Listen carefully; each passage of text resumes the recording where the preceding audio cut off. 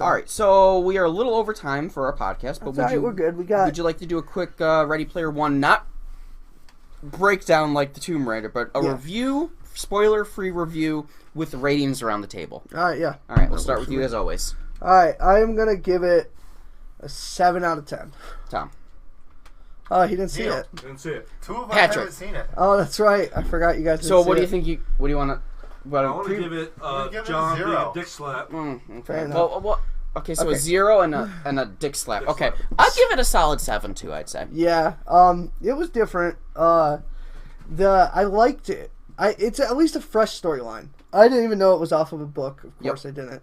And everyone who's read the book says the book's better. No, I mean that's always how it is. Yeah, everyone says. I mean, that. the book's always going to be better. You have more minor details to make major changes. I liked it, and there were a lot of it I liked more than I hated. The only part I hated is there's a part in the movie where it's showing everyone playing the game on the streets. Mm-hmm. It was so outrageous to see kids playing next to roads with these VR glasses on. That was a bit weird. Doesn't make any sense. Why would you let your kids go do that?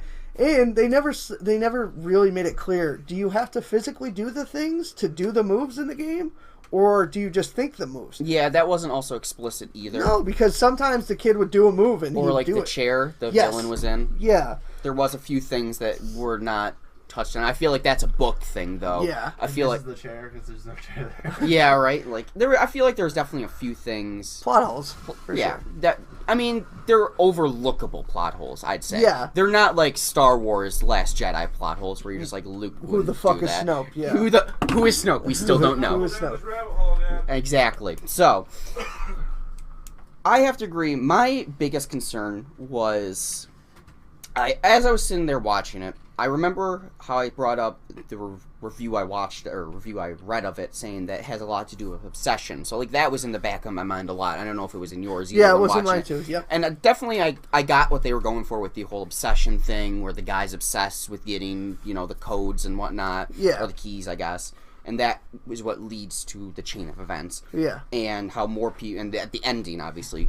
Yeah. This thing he says at the end. Yeah. Not a spoiler there, but at the end, what one of the characters says about the video game. Yeah. And its creation, more or less.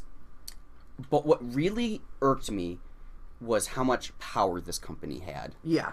That is what got me a lot. Didn't make any sense. It didn't make any sense, and I feel like they kind of hinted at it because they were selling... This isn't even a spoiler. This is like the first, 20 minutes? Yeah.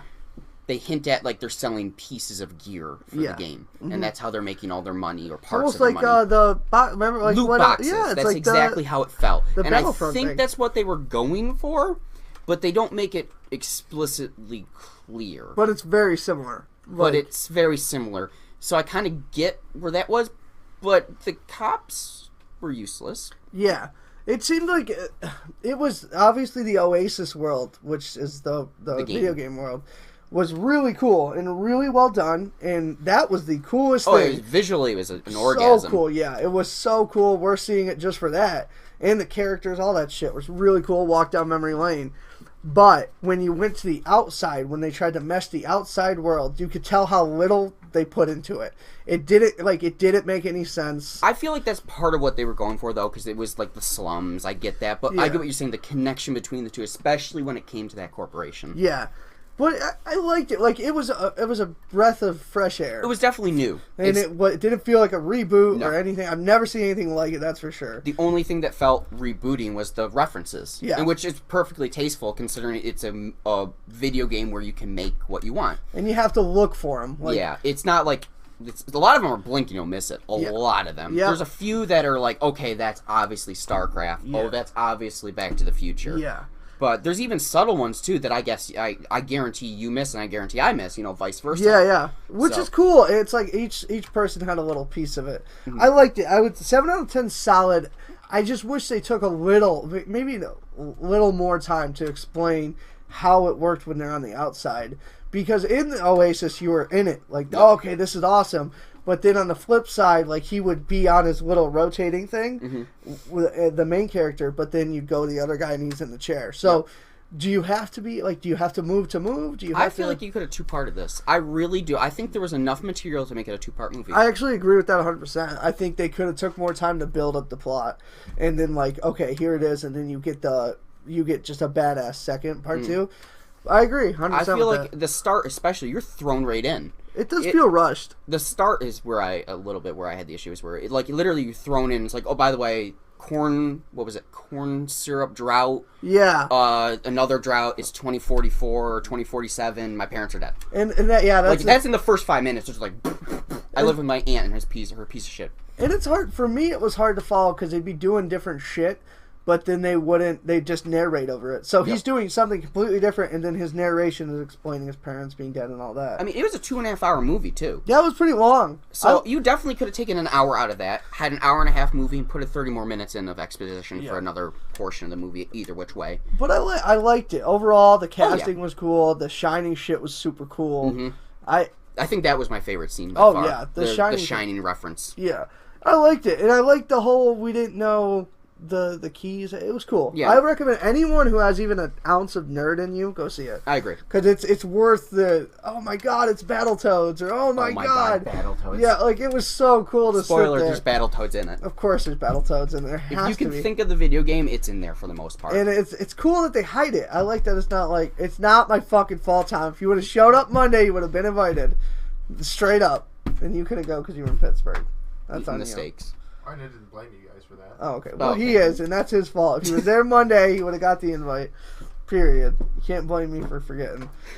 Yeah, it definitely is. We should. Been nice to know ahead of time, though. Yeah. You were in Pitt. Whatever. I found out Tuesday morning before I left. Yeah, but I knew you were going to Pittsburgh. You told me Monday. Yeah, I told you Monday. Yeah, when did you guys plan this? Like a week ago? We were originally going to go on Friday. A week ago. This is the first. I didn't hear about it until Tuesday morning.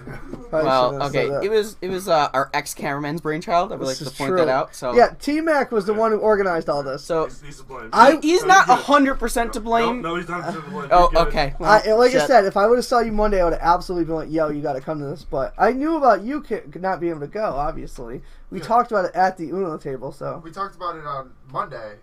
At the Uno Uno you guys table. had known about this for a week. But we didn't pick a day. Whatever. Anyway, it doesn't matter. So that's our review. Well, half a review. Half a review. Our preface of I recommend seeing it. I mean, I would see it probably again just for the Easter eggs and shit. Same. Apparently, there's a lot. I was looking at a list.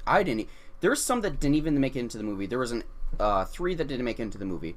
Aragon from Lord of the Rings apparently is supposed to be in it. A Frozen reference, and I forget the third one. But there's a lot of good Easter eggs that didn't even make it in. No, it's really cool. I liked it. Like I said, it was cool to see a movie that was new, and it wasn't goddamn reboot. You know, it definitely felt fresh. That's why it's just those plot holes do hurt. Yeah, that's the only part, and that just might be nitpicky, but I would watch it again though, like you said. Yeah, for sure. There's definitely, if you watch it with your you have to be open minded.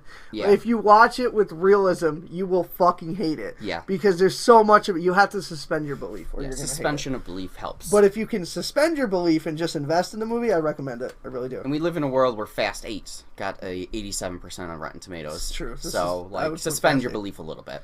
Yeah, I would say 7 out of 10 solid. 7, 8, I give it that in that range. Cool. Anyways.